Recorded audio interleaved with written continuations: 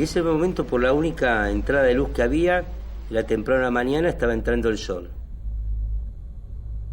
Y me acuerdo que en ese momento tuve la sensación, en esa entrada del sol por esa ventanilla, de ser un desaparecido. Ahí entendí que para la sociedad nosotros ya no estábamos. Si no estábamos realmente en ningún lugar. Era como en ese momento me sentía como que me hubieran puesto en una nave espacial que salió al espacio y de repente perdió todo, pero todo contacto con la Tierra, y uno se quedó ahí en el espacio, flotando en el espacio, sin tener ningún tipo de contacto. Días, semanas, meses.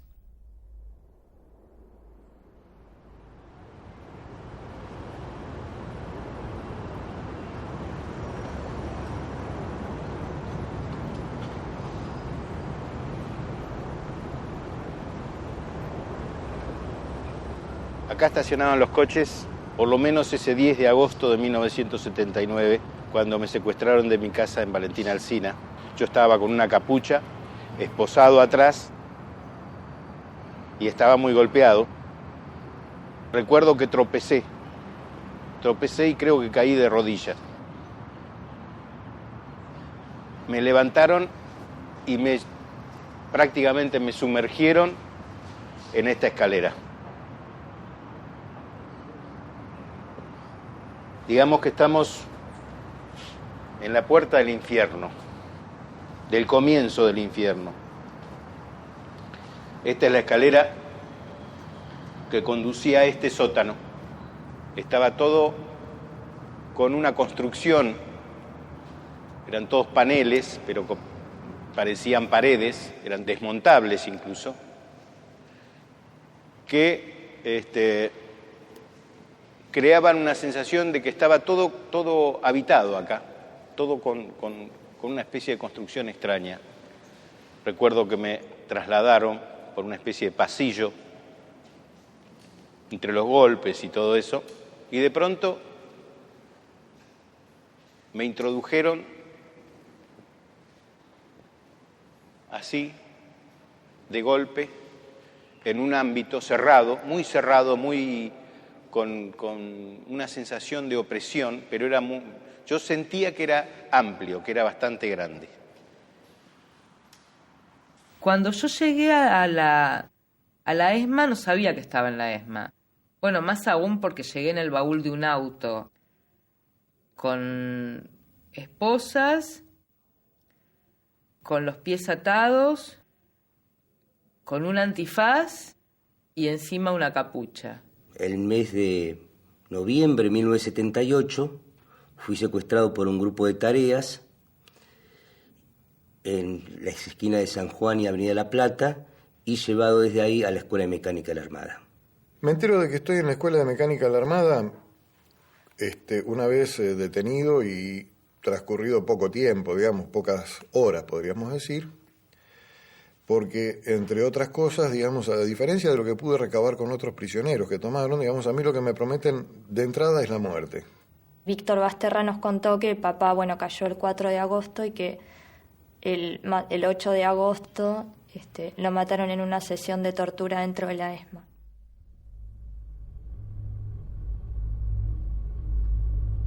Un día a mí me bajan y me lleva al Dorado. Me sienta, me saca la capucha y lo veo allí del otro lado de la mesa, y del lado de la mesa, al lado mío,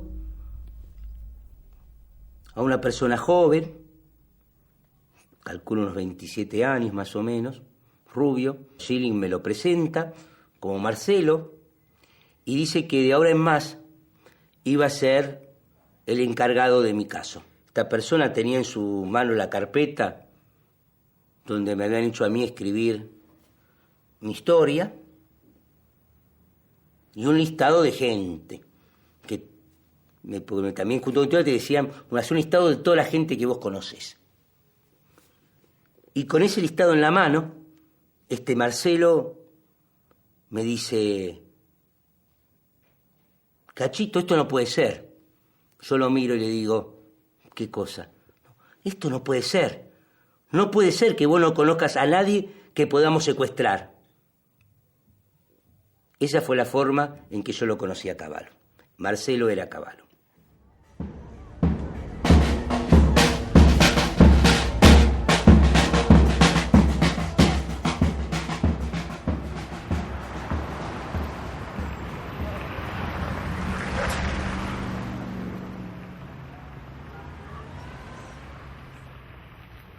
Él habría aparecido en la escena mexicana como un concesionario que había ganado una licitación para dirigir un sistema nacional de registro de vehículos. Esto, a pesar de que no es el tema central, resulta para nosotros, los mexicanos, un tema importante porque en ese momento había una discusión fuerte entre el gobierno del Distrito Federal y el gobierno federal acerca justamente del establecimiento de ese sistema de registro de vehículos. Y justamente lo que llamó la atención con relación a Cavallo, hay que decirlo, es que siendo propietario de una empresa concesionaria, se nos plantea que tiene antecedentes delictivos y antecedentes también en la represión política en Argentina. Esto era parte de un debate político que había en México a finales del régimen de Zedillo, porque adicionalmente había indicios claros de que la licitación no habría sido clara, de que había elementos de corrupción involucrados en el otorgamiento de la concesión de Renave a esta empresa argentina, y por lo tanto había de inicio un debate público en torno a este asunto. Había mucha sospecha de cómo una empresa argentina, sin mucho background, digamos, sin mucho peso en el mundo de los negocios, le gana una licitación a empresas como Kodak, tal como había pasado, donde aparecía la Kodak, grandes multinacionales como había pasado en El Salvador. Esta era la gran sospecha de muchos.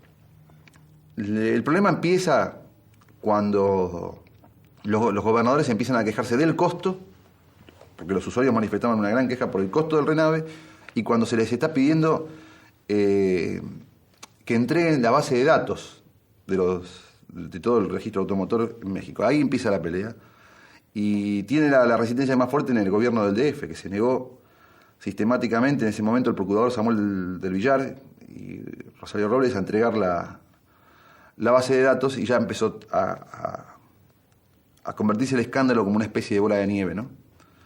Hasta que, se logra identificar a esta persona.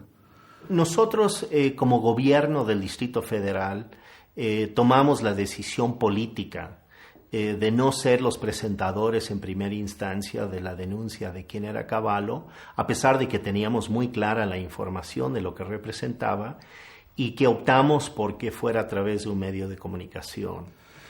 Un lunes a la noche me llama tarde el jefe, que era raro que llamara, y me dice: mira, acá tenemos datos de que este señor, el director del Renave, podría ser militar. ¿Por qué no chequeás, averiguás?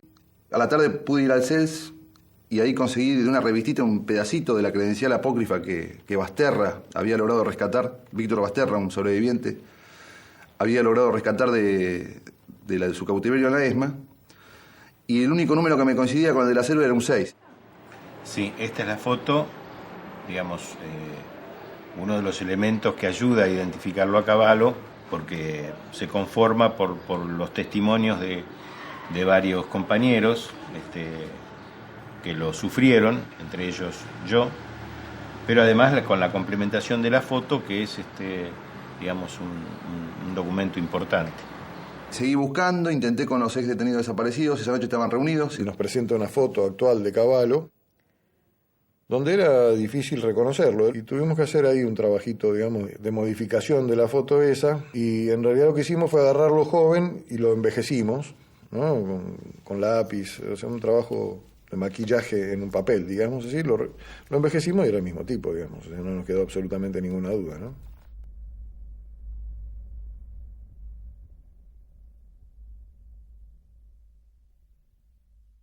De ahí me sacan la copia de la credencial que tenía Basterra entera, y el número era el mismo. Coincidía el número y coincidía después en el expediente la copia del expediente que Garzón tenía en sus manos, el número del documento nacional de identidad. Ahí ya no me quedaban dudas, se mandó la nota y al mismo tiempo ya el periódico había decidido entrevistarlo a Cavallo, donde él negaba todo. Y decía que se venía a Argentina a tratar de confirmar de que él no tenía ningún cargo, ningún impedimento para estar libre, ¿no? Señor Cavallo, buenos días. Buenos días, ¿cómo está, señor Gutiérrez Vigota? Bien, señor Cavallo, ¿dónde se encuentra usted?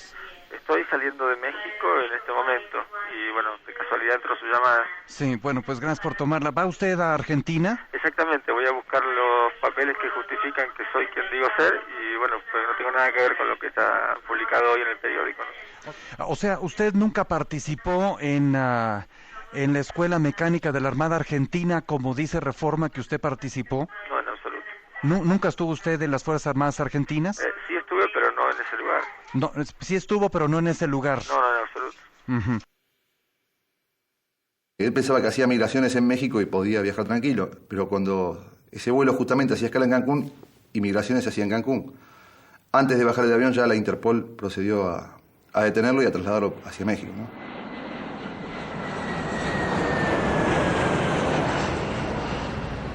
Nosotros lo tenemos como un ejecutivo argentino, director de la empresa concesionaria del Registro Nacional de Vehículos. Ahora, la denuncia que presenta el periódico Reforma tendría una doble identidad y sería Miguel Ángel Cavallo, quien es buscado por delitos de genocidio. Así que lo primero que debemos hacer es investigar su verdadera identidad y ver si registra internacionalmente pedidos de captura.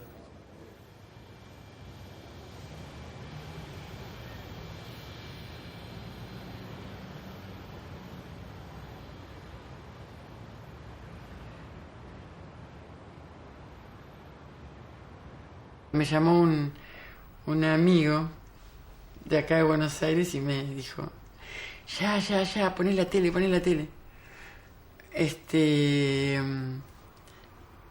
Que lo engancharon a Cavallo en México. En la tele escuchamos cae ex genocida detenido en México, una cosa así. De repente escuchamos que dice alias Marcelo. Él se hacía llamar Miguel Ángel y a veces es como que se me mezcla. Miguel Ángel, Ricardo, Marcelo. Pero Marcelo, el nombre no será absolutamente familiar. Entonces dijimos, claro, si Marcelo era el tipo que siempre dijeron los abuelos, que era el tipo que lo llevaba de visita a los viejos.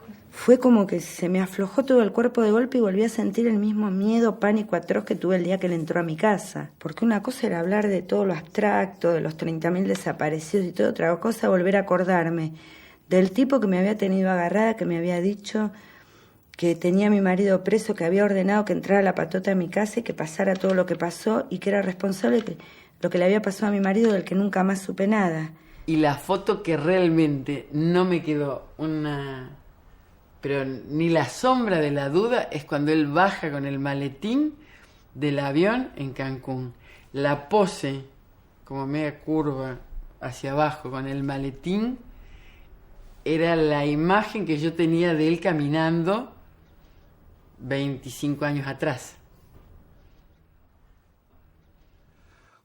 Cavallo tranquilamente en 24 o 48 horas podía haber salido en libertad si no fuese porque sus abogados ahí cometen un error al pedir que no esté incomunicado y a imponer un habeas corpus en su favor, con lo cual se abría un proceso. Si de no haberse abierto el proceso, la policía, la Interpol en ese momento, que lo tenía que estaba averiguando a ver si había entrado legal o ilegal, al confirmar la legalidad de Cavallo quedaba en libertad enseguida y podía volver a Argentina. El gobierno de México, el gobierno saliente, vio claramente que no podía pagar el costo político, que incluso podría tener a la larga un costo penal, y optaron por detener y apresar a Cavallo en ese momento. Cuando Cavallo llega a Cancún, ya había contacto entre los afectados argentinos que habían podido decir que esa persona era un torturador. Las organizaciones argentinas que estaban buscando ya prueba de que Cavallo había estado en la ESMA, los mexicanos que buscaban la estrategia de cómo detener a Cavallo sin una orden judicial, porque lo cierto es que no había un juicio iniciado contra Ricardo Miguel Cavallo. De hecho, no sabía ni el nombre exacto de Ricardo Miguel Cavallo, había una confusión en relación al nombre. Bueno, en ese momento lo que se pedía era efectivamente que quedara detenido, que no fuera liberado, y sobre todo también que no se lo enviara a Argentina. O sea, acá el problema también era ¿no? Es decir, por un lado todavía no estaba la orden formal de solicitud de Garzón de España. Por otro lado, como era argentino, corríamos el peligro de que lo deportaran a Argentina, ¿no es cierto? Con lo cual él hubiera gozado de impunidad por la protección de las leyes de obediencia debida y punto final. Entonces, verdaderamente sí, para nosotros era muy importante esa presión inicial, a nivel no solo nacional, sino a nivel internacional. Sí necesitábamos que se supiera lo que estaba pasando en México. O sea, sí estuvo usted en la Marina, sí, pero... Claro. ¿Y en la Marina cuál era su grado, su actividad? Yo era, a 20 y tantos años, debía ser guardia marina o algo así. Guardia, ¿y usted no trabajó en este lugar conocido como La Pecera? ¿En la escuela mecánica, en la escuela de mecánica de la Armada? No, francamente no sé de qué está hablando. Sí, bueno, Reforma dice que es el lugar donde usted operaba y que ahí era donde torturaban y mataban. Pues no lo conozco y no, bueno, como le dije, no he leído el periódico.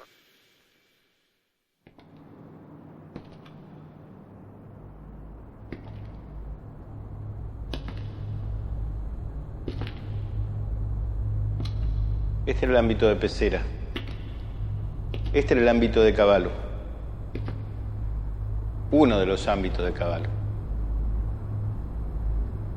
La parte de inteligencia previa o de análisis de la inteligencia previa a la captura de alguien se tomaban acá.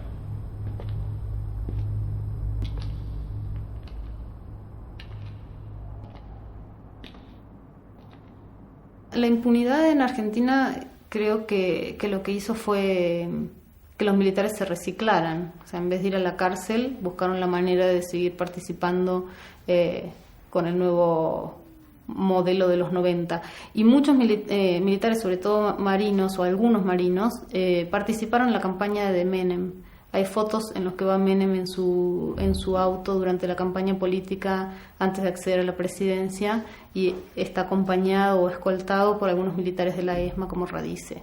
Cavallo se recicló en el exterior. Me parece que ellos sentían tenían comprobado que eran impunes y que entonces podían aparecer públicamente tanto en Argentina como fuera de Argentina y ocupar espacios de poder y que durante la década de los 90 también se enriquecieron ilícitamente. Estamos frente a un personaje que había utilizado su posición como represor y particularmente había hecho acopio él y sus socios durante años de propiedades ajenas de sus víctimas de la represión, había tomado sus propiedades, incluso sus vehículos, habían creado en Argentina empresas para blanquear estos productos, para convertirlos en mercancías que ellos podían vender con otros propietarios, con otros números en el mercado, y de esta manera ellos estaban haciendo negocio con la represión. Han habido compañeros que llegaron al campo de concentración muertos o que murieron en el campo de concentración, producto de la tortura y demás.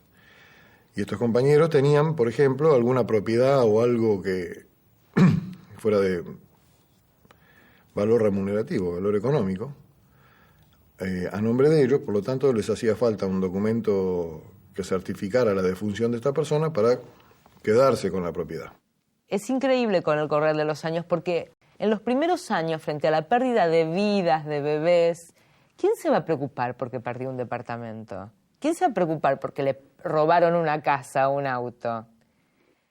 Y en RENAVE es el Registro Nacional de Vehículos. Está creado por ley desde 1998.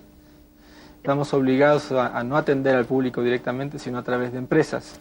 Así fueron los términos. En ese momento, ese registro, él lo gana porque él plantea que toda una tecnología de punta en el registro, ¿no? El registro contaría con un chip en el cual estarían todos los datos de la persona, ¿no? Los datos, no solamente los datos que uno tiene normalmente en un registro conductor, que son su número de documento, la foto, la fecha de nacimiento y la dirección. Ahí tendrían todos los datos de las personas, color de piel, color de cabellos, estudios, trabajo, etcétera.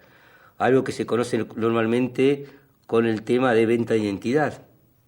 Cavallo, Ricardo ingresa al grupo primero como un empleado, después va teniendo participación, cada vez más responsabilidad, hasta que se convierte en una persona digamos, importante para ellos con el tema del microchip y responsable de llevar adelante todo el negocio en Mendoza y de poner en pie el negocio en El Salvador. ¿Cómo se construyen las economías en nuestra sociedad? ¿Cómo puede ser que algunos de los ejes fundamentales de la economía se construyen a partir del ejercicio de la corrupción y la represión, por ejemplo, y el involucramiento del dinero sucio? Y no me refiero solamente al narcotráfico, me refiero en este caso a que el dinero de Cavallo era dinero mal habido, de él y de sus socios, y seguramente de muchos negocios más en Argentina a raíz de la represión. Y no solamente Argentina, no dudo que lo mismo haya sucedido en otras sociedades. Y en México, bueno, también hubo gente que apañó a este señor y a este grupo para hacer un negocio que se frustró con la caída de Cavallo. Un gran negocio de casi 230 y pico de millones de dólares que se frustró con la caída de Cavallo, ¿no? En relación a la acusación donde dicen que sus documentos están como uno de los hombres buscados por el juez Baltasar Garzón en España por tortura, ¿está usted enterado de ello? No, en absoluto, y me enteré por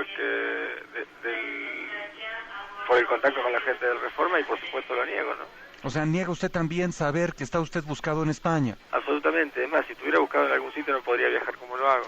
Ajá, o sea, lo que usted busca o va a buscar a Argentina el día de hoy es que le den un documento de identidad donde usted demuestre que no es la persona que aparece hoy en Reforma. Sí, y además que ninguna justicia me está requiriendo en ningún sitio. Si no hay justicia hay escarche popular. Ole, ole, ole, ole, ole. Si no hay justicia hay un escrache. Estamos escrachando a los milicos genocidas que quedaron libres. Están todos sueltos y por eso siempre vamos a volver hasta que no estén en la cárcel. El único lugar para un asesino es la cárcel. Por eso, este es el escrache móvil. Taxi, auto, bicicleta, patineta o apata que te llevamos. Estamos viendo la cama de Maniato, Rodríguez Peña y Marcelo Pedatiar. Médico, transformador. Esta sociedad ha construido la cárcel como forma de castigo. Entonces, hasta que no esté en la cárcel, hasta que no haya un juicio donde la sociedad dice a través de ese juicio que esta persona es culpable de tales y cuales delitos y que estos delitos merecen cadena perpetua, no termina nuestra tarea. Esta búsqueda de los desaparecidos, este esclarecimiento de lo que había pasado con sus familiares, que inician al principio algunas madres, algunos padres, algunos hermanos, para encontrar a sus familiares desaparecidos, es lo que inicialmente permite que surjan las organizaciones de familiares. Madres de Plaza de Mayo, después Línea Fundadora, abuelas de Plaza de Mayo, familiares de desaparecidos y otras organizaciones que empiezan a buscar un estudio más sistemático, como una investigación más sistemática. Luego aparecen incluso todo el trabajo de antropólogos forenses, etcétera, etcétera.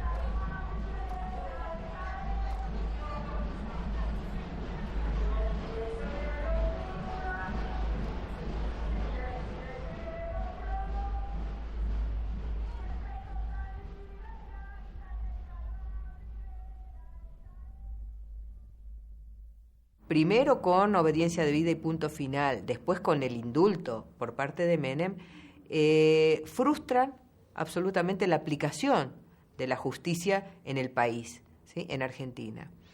Es por esto que estas mismas organizaciones, con otras organizaciones de derechos humanos de otros países del mundo, empiezan a trabajar seriamente sobre esto que hablábamos antes de los conceptos de justicia universal. Esta idea de que los crímenes de lesa humanidad, los crímenes contra la humanidad y esos criminales deben ser juzgados no solamente en el país donde cometieron los crímenes, sino en cualquier parte del mundo, porque estos crímenes ofenden a la humanidad. La idea de justicia universal es muy antigua y además no es tan polémica como cuando nos estamos refiriendo a asuntos de repercusión política. Desde hace pues prácticamente 100 años, la comunidad internacional ha sido consciente de que hay alguna modalidad delictiva transnacional que requiere la cooperación de los Estados para su persecución. Hablamos de la trata de blancas, hablamos de la falsificación de moneda, hablamos ya más modernamente del tráfico de drogas. Estos delitos son delitos de jurisdicción universal, están reconocidos como tales en los convenios internacionales. Y ahí sí los Estados cooperan eficazmente y nadie se sorprende cuando un tribunal español procesa a un narcotraficante colombiano que estaba introduciendo droga en Estados Unidos. Nadie discute, ni lo discute Colombia, ni lo discute Estados Unidos, ni lo discuten los tribunales españoles. El problema es que desde 1945, con algún precedente anterior, pero fundamentalmente desde el final de la Segunda Guerra Mundial, los Estados llegan al mismo compromiso respecto de los crímenes internacionales. Crímenes de guerra, genocidio, crímenes contra la humanidad, vamos a perseguirlos entre todos.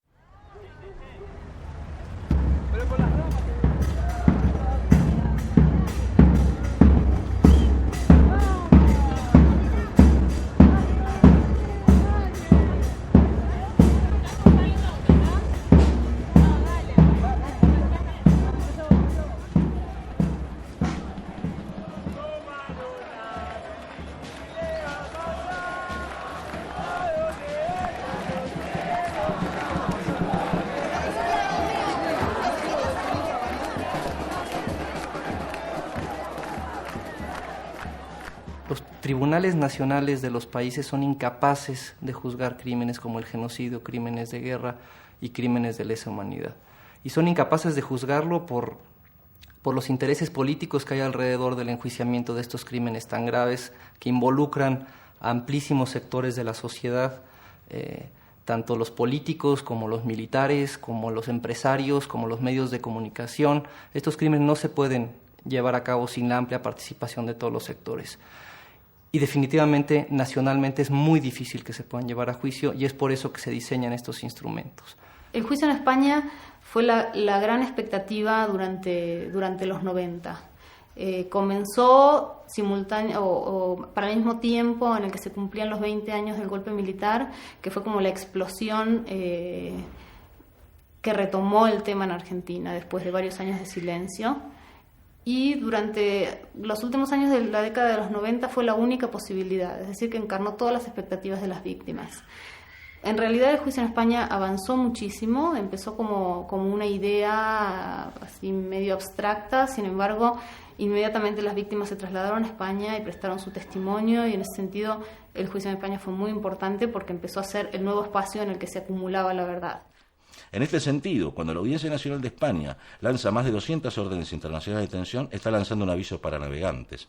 Está diciendo, ustedes, donde sean encontrados, van a ser requeridos de extradición.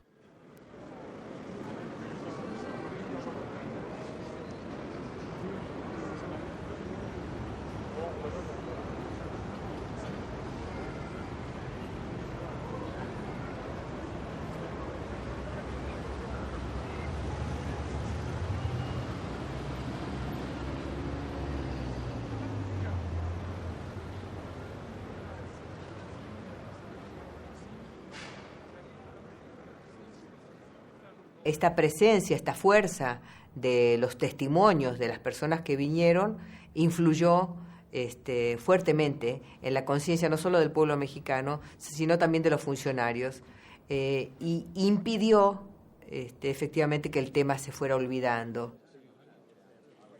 Ricardo Miguel Cavallo no puede decir que no es el asesino de esta gente, porque él tenía representación directa en la decisión de los crímenes que ahí se Ricardo Miguel Cavallo para nosotros jamás pasa a ser el responsable a partir de ese momento y durante el resto de los casi 11 meses de mi situación. Eso quiere decir... En el momento que este individuo entra a mi casa y yo le pregunto por mi marido, él me asegura, con su mirada fija en mí, que lo tenemos detenido.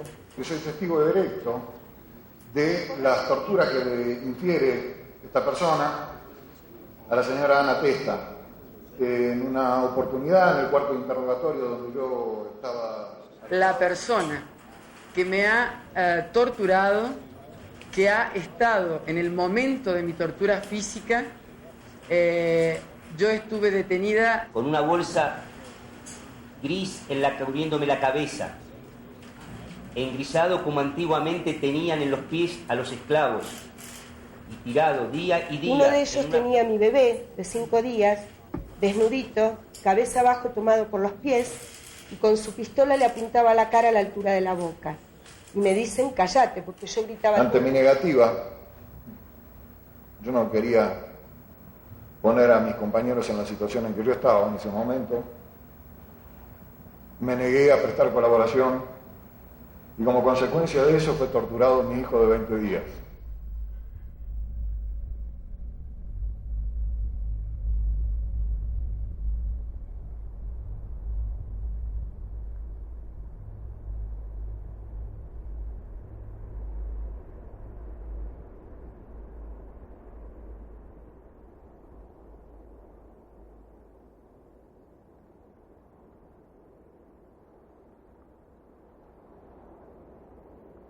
Es un milagro que en este país no haya habido un baño de sangre, un nuevo baño de sangre. Porque están ahí, caminan entre nosotros. No son solo caballo. Son cientos, son miles. Son los que empuñaban la picana, los que secuestraban, pero también están los que barrían el piso, los médicos, los empleados administrativos, los que nos veían pasar encapuchados y engrilletados. Son miles, están todos ahí. O sea, todo lo que publica Reforma, me imagino usted ya lo leyó. No he tenido oportunidad de leerlo, pero sí he estado en contacto con la gente de Reforma que me ha hablado ayer y antier, y pues yo insisto en que no tengo nada que ver con la persona que mencionan ahí, ¿no? O sea, todo lo que ellos presentan, fotografías, los datos, sus antecedentes, todo lo que el público ya ha conocido, ¿usted niega rotundamente ser esa persona? Mire, yo no he leído en detalle el periódico, de hecho no lo he visto todavía, pero lo que ellos imputan y dicen que soy otra persona y tengo otro tipo de pasado, digamos, es absolutamente falso.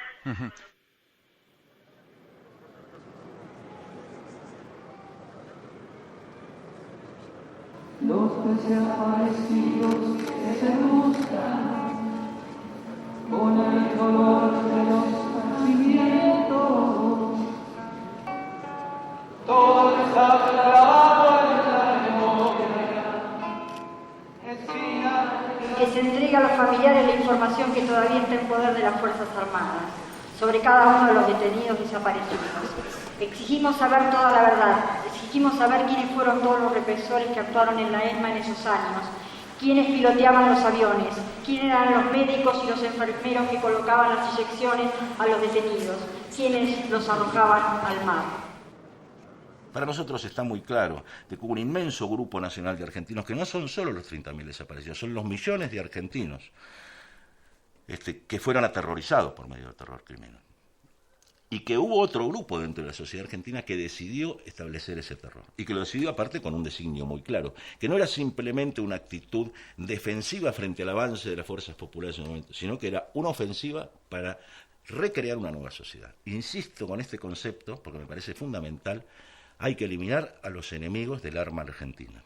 Hay que eliminar a los enemigos de la civilización occidental y cristiana, porque esto es que plasma absolutamente el designio. Nosotros somos la nación y ustedes están de más en esta nación. Ustedes deben ser eliminados de esta nación.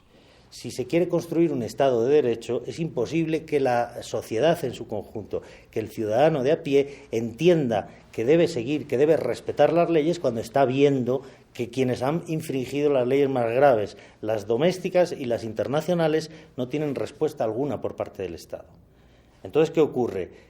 ¿Alguien piensa que la Alemania de 1945 podría haber sido verdaderamente un Estado democrático si Goering, Goebbels, Hitler, etcétera, hubieran quedado en libertad, sin castigo, sin reproche por parte del conjunto de la sociedad? No, hubiera sido materialmente imposible. Entonces, ¿cómo se puede pretender que la Argentina de los años 80 recupere un sistema verdaderamente democrático, más allá de ser una democracia de papel, una democracia formal, si mantenemos a Videla, a Masera y a Bussi sin reproche penal alguno? Los mantenemos en libertad.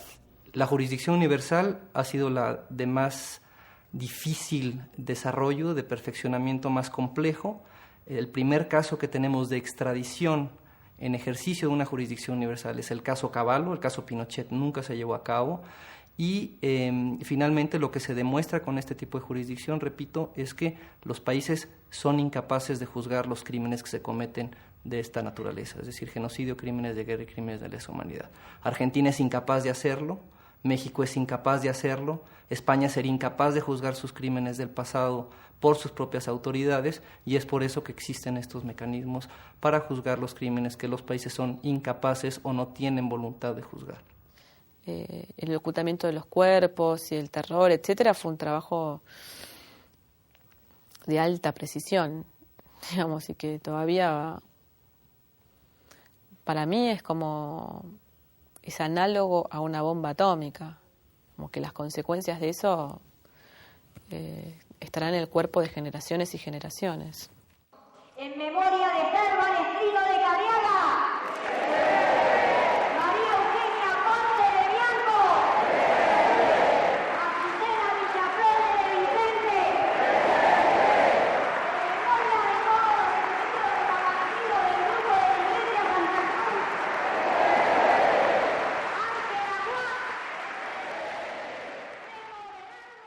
Las leyes de obediencia y punto final de Argentina, que obviamente el acusado invocó para decir que no se le podía extraditar porque él ya había gozado de una amnistía en su país, la Corte contesta que estas leyes, en primer lugar, no son aplicables a México, porque quien está solicitando la extradición no es la Argentina, sino España. Lo importante es que dice que esas leyes de amnistía que existieron en Argentina van en contra de una serie de normas de derecho internacional que tienen un valor superior, lo que permitiría que México ejerciera jurisdicción extraterritorial.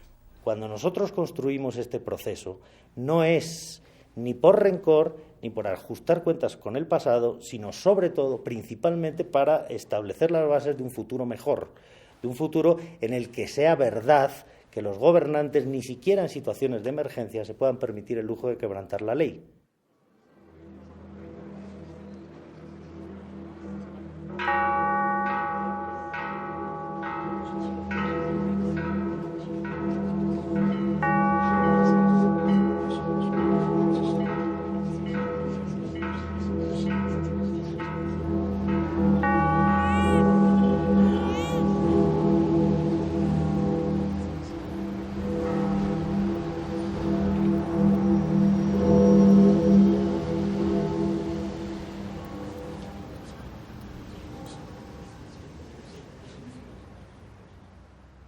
En todos los grandes procesos de este tipo de crímenes, las víctimas dicen: lo que yo no puedo soportar es que este tipo, que mató a mi padre, que mató a mi madre, que me torturó, etcétera, lo tenga que ver todos los días por la calle, lo tenga que ver todos los días en mi pueblo, lo tenga que ver todos los días en el café de la esquina, y que si yo lo encaro, si yo lo insulto, si yo le grito, él se ríe en mi cara, porque él sabe que no va a ser perseguido. Yo a veces digo, la impunidad es más grave que el genocidio, ¿no? La impunidad es más grave que el crimen, ¿no? Porque es la institucionalización del crimen, es la licitud del crimen. Bueno, pues aquí tenemos, señor Cavallo, antes de que se vaya usted a Buenos Aires, ¿a qué hora sale su vuelo? Pues ya está saliendo, me están esperando. Ah, lo están esperando. Sí. Bueno, lo dejo y hablamos la semana que viene, entonces. Sí. Bueno, pues entonces en este momento aborda usted el avión para irse a Argentina, sí, y a su regreso hablamos, ahora que traiga usted los documentos donde usted nos dice que va a comprobar que lo que le publicaron es falso. Correcto. Bien, pues estamos en comunicación y gracias por tomar la comunicación. Hasta luego. Gracias, buenos días. Todos ellos estaban locos, todos ellos tenían una cosa esquizoide.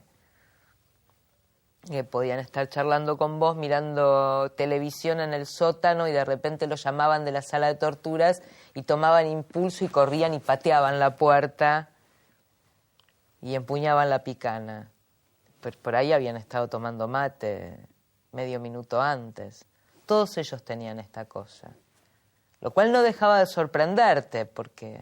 Y después, cuando te dejaban supuestamente en libertad y caminabas por la calle... No podías dejar de mirar a los ojos de la gente y pensar cuál de los seres humanos que te cruzabas iba a ser capaz de tener una conducta como esa. Todavía me pasa. Todavía me pasa que camino por la calle y veo a una persona y me quedo mirándola preguntándome cuál es su lado oscuro. Si sería capaz de torturar. Te quiebra la confianza en la humanidad verlos torturar, es una cosa terrible. Y yo creo que ellos jugaban con esto, jugaban con esta imprevisibilidad. Y en Cavallo esos dos extremos estaban como bien polarizados, ¿no? Porque en su rol de bueno era muy bueno. Tenía cara de ángel, tenía mucha más cara de ángel que Astiz. Tenía unos ojos cálidos, hermosos, una mirada dulce, unos rasgos totalmente aniñados. Era increíble.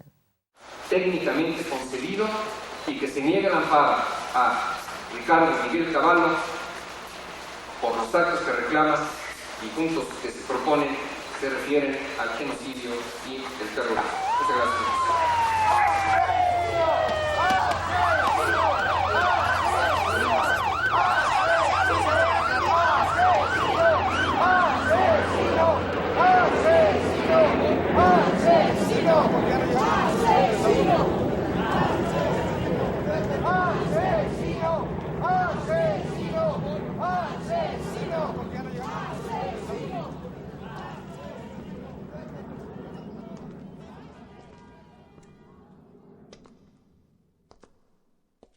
Hasta el momento, con mucho esfuerzo y lucha, se ha conseguido detener a 150 represores.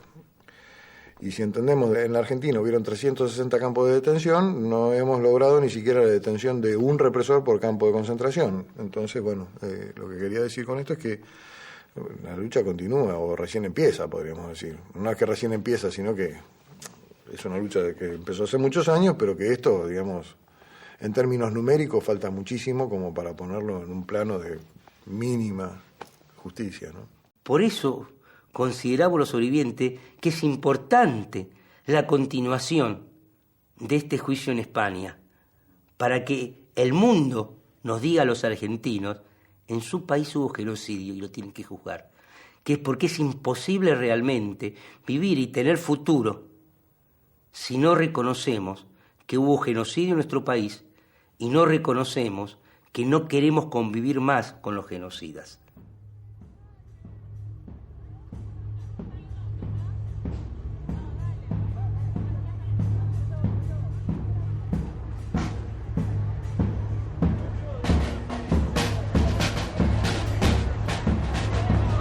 Estamos pasando por la casa de los militantes populares detenidos desaparecidos.